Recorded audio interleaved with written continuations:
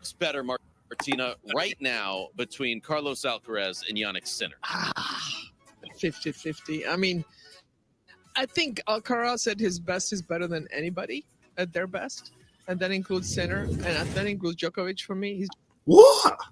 Guys, what is she talking about? Guys, what is she talking about? How can you say that Alcaraz at his best will beat Novak Djokovic at his best? That screams favoritism right there, guys. You're telling me that Alcaraz will beat Djokovic at his best at the Australian Open, Wimbledon, US Open.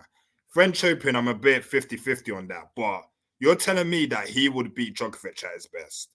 I don't think so, guys. Djokovic at his best, unstoppable. Absolutely unstoppable. Because this guy, he does not make no mistakes. He's mentally dialed in. Alcaraz, even when he's at his best, he gives you chances with his second serves. And he always tries to go for that highlight reel, which can be a detriment to his game. So when she's saying that, I don't agree with that statement. But also, guys, this was before Alcaraz's impressive win over Zverev at the Indian Wells, which was yesterday. He won 6-3, 6-1. So despite the fact that she says that, on the other hand, Alcaraz has looked very, very impressive this tournament. But let's get back to the video.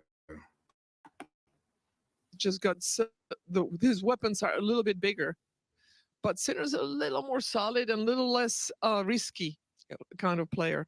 So maybe Sinner wins 3 out of 5 right now, but at their best, Alcaraz wins. And do you see the size of Alcaraz's hands? He's got massive hands.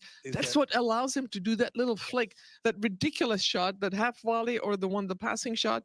Ball is this high and he can still flick it. It's his hands that allow him to accelerate so well. That forehand is just it's a weapon of mass destruction. It really is. WMD. It really is. Do you agree at their best, 3 out of 5, that Alcaraz right now, like Martina said, better than Sinner? Yeah, I think so, because when you look at Yannick Sinner, I mean, guys, the favoritism is just, guys, I have no words. It's just lazy thinking, because Alcaraz, it's most likely that Alcaraz is their preferred player to watch. But just to say that Alcaraz at his best will beat Sinner at his best is wrong. It's actually wrong. And if you look back at their history of their matches, it's been pretty close when they've been at their best. So I don't think it's clear cut in what they're saying. It depends on the tactics. How Sinner uses a serve that day, how Alcaraz does the variety of shots. Because in this semi-final that they're playing right now, Alcaraz, what he needs to do is make sure that he's using variety of his shots, especially the drop shots. The drop shots will be key, because when Sinner was facing against the 32 seed, Jerzy Lehecka, I think that's how you pronounce his name, there was times where he did do the drop shot and then Sinner didn't manage to win the point. So I think Alcaraz, the key thing is that he needs to use a variety of shots. Don't play this baseline game with Sinner where you're just hitting forehand, backhand, side to side. No, that's not going to work. Do variety, and that's what I think will be key in this match. And also the other key is that he needs to make sure that his serves are on point. He needs to make sure that he's getting his first serves in, doesn't have to use his second serve that much. Of course, he's going to be using his second serve at times, but he needs to make sure that he gets his first serve in and he's on the attack. Don't give Sinner no time. Make sure that he's uncomfortable, and that's the key thing. But in my opinion, right now, despite the fact that I don't agree with what they're saying, that Alcaraz, for me, has looked a more impressive player in Indian Wells, and he's had history of doing very well in these type of tournaments. He's won the Sunshine Double last year, which was 2023. So we'll see what happens in the semi-final. It's going to be an interesting semi-final. But yeah, this happened before the quarters. This happened in the fourth round, as you can see in the video. All right, guys, let's get back to the video. the kid's got every shot in the book now. He's developed a lot of things that were weaknesses. He's now much more adept at the net. He's made a couple of technical adjustments to the serve, but it seems his game is still something that is a worked on and developed game. Carlos, a lot of what he does is just innate ability. He's like an artist out there, as you talked about, Martina. At his best, he comes up with shots that most of the other players don't even think to even try. Okay, I agree with that statement. And when I'm watching Alcaraz play, it seems to me that he doesn't necessarily have a specific game plan.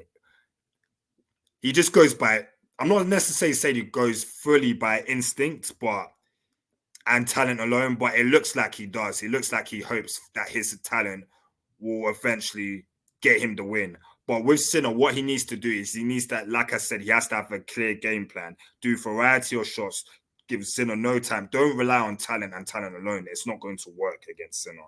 And the difference between these two players is that when I'm watching Sinner, it's clear that he has a clear game plan that he has. Get his first served in, and then once the opponent returns the serve, hit that forehand backhand aggressive, very aggressive. Don't give them no time. Make sure that you win the point as quick as possible. And that's what he does. He's very clinical, Sinner. And I said this in my previous video. He's very difficult to beat when he's on form. When he's locked in and he's clinical, he's very difficult to beat. But let's get back to the video. So when that's working well, Yeah. you know, he doesn't even know all the things that are coming out of him. And that just adds an element, which I think does, as Martina said, put him in a different category altogether. Hope it happens. 2 wins away. Yeah. They each have to win that quarterfinal Well, match. it's going to and then we happen, get a guys. It's going semifinal to showdown happen. with 2 of the best to do it right now in terms of the young players. And, well, Jannik Sinner hasn't lost a match all year. More to get. All right, guys, you saw the video right there. Well, let me know what you think the prediction is going to be in a semi-final between Jannik Sinner and Alcaraz.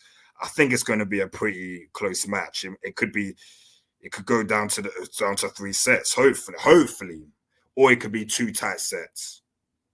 Let me know. It just depends on how the match turns out to be in the first set and how tactically they're going to fare. But anyway, guys, if you got any questions in regards to this video, comment down below. And if you want to tune into more videos, please do subscribe to the channel. All right, guys, take care of yourself. Bye.